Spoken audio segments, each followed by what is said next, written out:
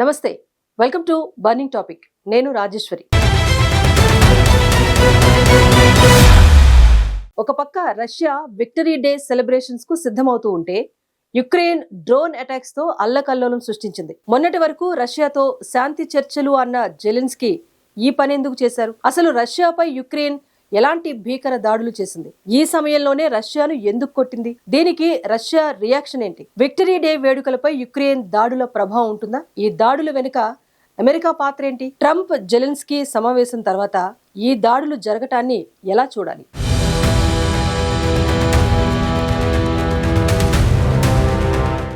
Russia తన 80వ victory day celebrations కు సిద్ధమవుతుండగా Ukraine మాస్కోతో సహా పలు రష్యా భూభాగాలపై తీవ్రమైన డ్రోన్ దాడులు చేసింది. ఈ దాడులు ఏప్రిల్ 26న వాటికన్ సిటీలో ట్రంప్ జెలెన్స్కీ మధ్య 30 రోజుల శాంతి ఒప్పందంపై చర్చల తర్వాత జరగడం గమనార్హం. రష్యా రక్షణ మంత్రిత్వ శాఖ ప్రకారం ఉక్రెయిన్ ప్రయోగించిన 105 డ్రోన్లలో 19 మాస్కో సమీపంలో, 17 బ్రయాన్స్క్, 5 కలూగా, మిగిలినవి ఇతర ప్రాంతాల్లో నాశనం చేయబడ్డాయి. మాస్కో మేయర్ సెర్గీ సొబానియన్ ఈ దాడులను రష్యా రాజధానిపై జరిగిన అతిపెద్ద డ్రోన్ దాడిగా అభివర్ణించారు.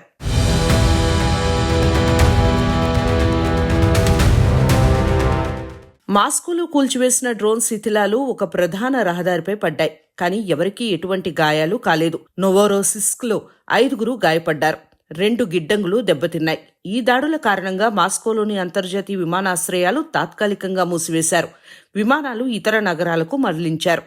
మాస్కో చుట్టూ ఉన్న ఎయిర్ డిఫెన్స్ సిస్టమ్లు, ఎలక్ట్రానిక్ జామింగ్ టెక్నాలజీని ఉపయోగించి డ్రోన్లను నేలకూల్చారు. ఉక్రెయిన్ దాడుల తర్వాత సెవాస్టోపోల్, క్రాస్నోడార్లో సెక్యూరిటీ కారణాలతో పెరేడ్లు రద్దు చేశారు. విక్టరీ డే సందర్భంగా మే 8 నుంచి 10 వరకు 72 గంటల కాల్పుల విరమణ ప్రకటించింది రష్యా. అయితే ఇదే అదునుగా ఉక్రెయిన్ దాడి చేసింది. ఉక్రెయిన్ మరిన్ని దాడులు చేస్తే తగిన రీతిలో బుద్ధి చెబుతామని రష్యా హెచ్చరించింది. రష్యా ఈ దాడులను ఉక్రెయిన్ ఉగ్రవాద చర్యగా ఖండించింది.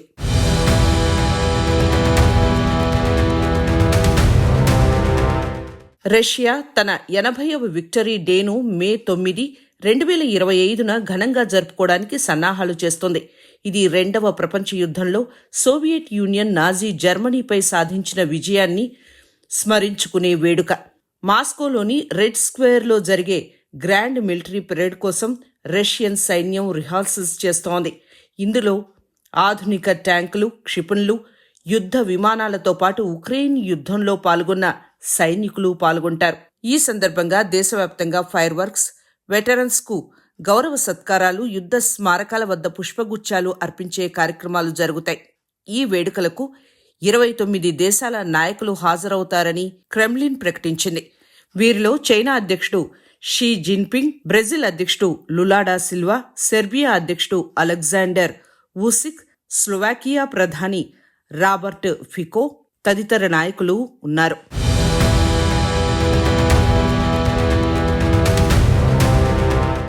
విక్టరీ డే రోజు రష్యా తన సైనిక శక్తి ప్రదర్శిస్తూ యుద్ధ చరిత్రను యువతకు తెలియజేస్తుంది.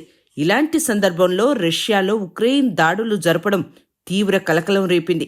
ఉక్రెయిన్ దాడుల భయంతో మాస్కోలో S-400, Pantsir S-1 air defence system, electronic జామర్లతో భద్రతను కట్టుదిట్టం చేసింది.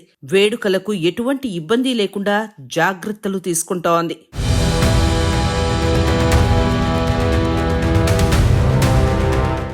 ఈ దాడులను ఉక్రెయిన్ విక్టరీ డే పెరేడ్ను అడ్డుకోవడానికి, రష్యా రక్షణలోని బలహీనతలను బహిర్గతం చేయడానికి చేసిన వ్యూహాత్మక చర్యగా చూడవచ్చు.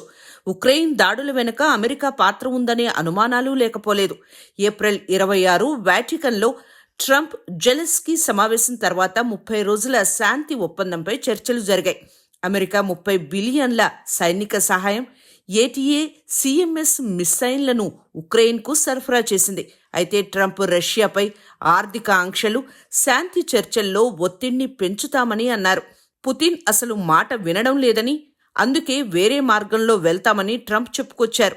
అప్పటి వరకు పుతిన్తో చర్చలపై దృష్టి పెట్టిన ట్రంప్ వ్యూహం మార్చుకున్నారు. ఆ తర్వాత రష్యాపై ఉక్రెయిన్ దాడులు జరిగాయి. అయితే అమెరికా ఈ దాడులకు నేరుగా ఆదేశించినట్లు ఆధారాలు లేవు. ఉక్రెయిన్ స్వతంత్రంగా ఈ దాడులకు ప్లాన్ చేసినట్లు కనిపిస్తోంది. అయితే అమెరికా సైనిక సహాయం, ఇంటెలిజెన్స్ మద్దతు ద్వారా పరోక్షంగా సహకరించిందని భావించవచ్చు.